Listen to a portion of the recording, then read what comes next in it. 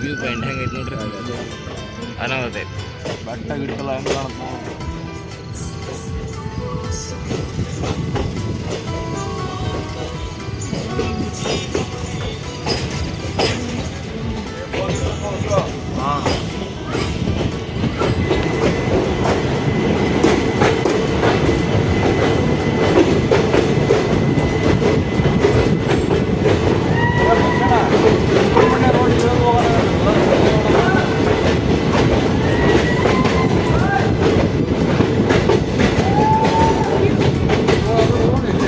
ಇಲ್ಲೇ ಇಲ್ಲಿ ಸ್ಟಾಪ್ ಇಲ್ಲ ಆದ್ರೆ